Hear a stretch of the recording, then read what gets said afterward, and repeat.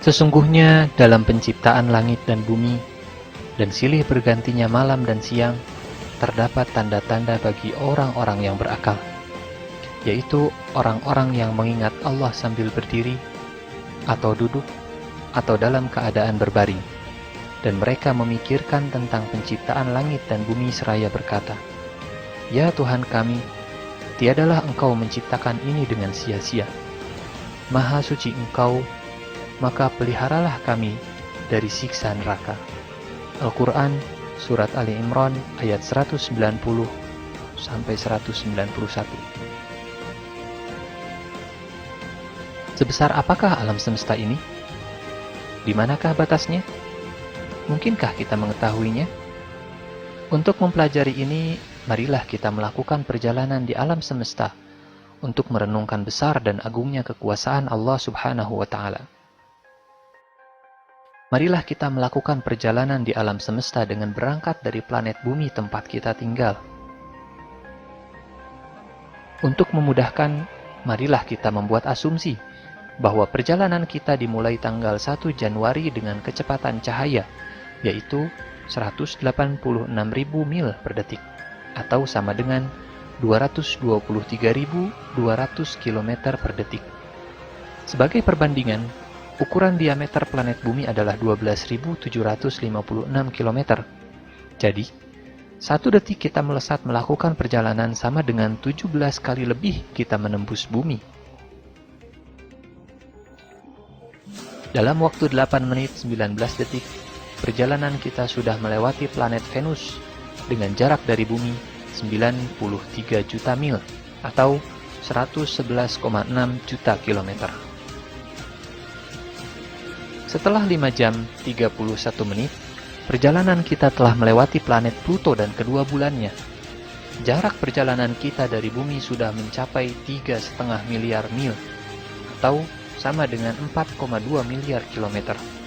Sudah keluar dari batas luar sistem tata surya kita, dan kita masih di tanggal 1 Januari, atau belum 1 hari, baru 5 jam lebih.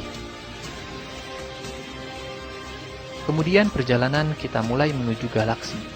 Di belakang kita, 9 planet dan matahari sudah hilang. Sudah tidak kelihatan. Sama dengan setitik debu yang jauh dari mata kita. Sudah setitik debu, jauh, tidak mungkin terlihat. Itu adalah matahari yang sangat panas dan sangat besar di tata surya.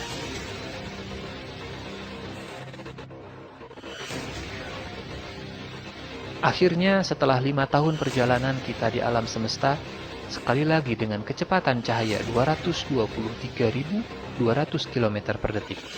Bayangkan 5 tahun. 1 detik saja kita sudah melewati jarak 223.200 km. Dan ini 5 tahun. Pada 19 April, barulah kita bisa melihat bintang Alpha Centauri, bintang terdekat dengan tata surya kita. Dan jarak yang sudah kita tempuh adalah 25 triliun mil, atau 30 triliun kilometer. Dan sekarang perjalanan kita yang sangat jauh baru akan kita mulai.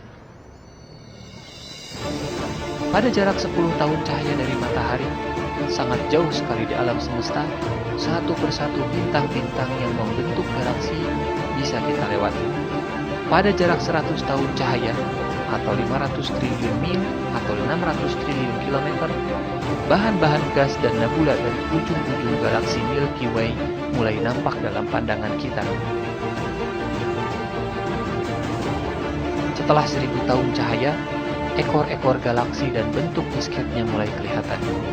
Baru setelah perjalanan kita menembus 100.000 tahun cahaya, bentuk spiral dari galaksi Milky Way bisa kelihatan seluruhnya. Bila perjalanan diteruskan lebih jauh lagi, yang kita lihat kemudian bukan lagi individu-individu bintang atau bintang satu persatu, tapi sudah gugusan-gugusan galaksi lain di alam semesta selain galaksi Milky Way atau galaksi kita.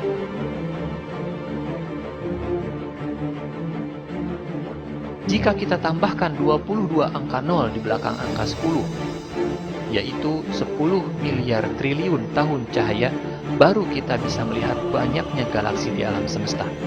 Lain kata, mata kita hanya baru bisa melihat ternyata banyak galaksi lain di alam semesta. bila kita berada dalam jarak 10 miliar triliun dari matahari. Setelah 5 juta tahun cahaya, nampaklah ternyata bahwa galaksi Milky Way kita hanyalah salah satu dari 30 galaksi yang membentuk satu gugusan galaksi yang lebih besar. Lain kata, galaksi kita yang luasnya sudah tidak terjangkau oleh pikiran dan imajinasi kita hanyalah salah satu dari 30 galaksi yang berkumpul. Ini dikenal baru sebagai kumpulan gugusan galaksi lokal. Ingat, baru lokal di alam semesta. Dari jarak 50 juta tahun cahaya, kita memasuki sebuah klaster maharaksasa yang terdiri dari 2000 gugusan galaksi. Perjalanan ini berarti kita memasuki lebih dari kosmos. Akhirnya, setelah 10 miliar tahun cahaya, pandangan teoritis tentang alam semesta harus dihentikan.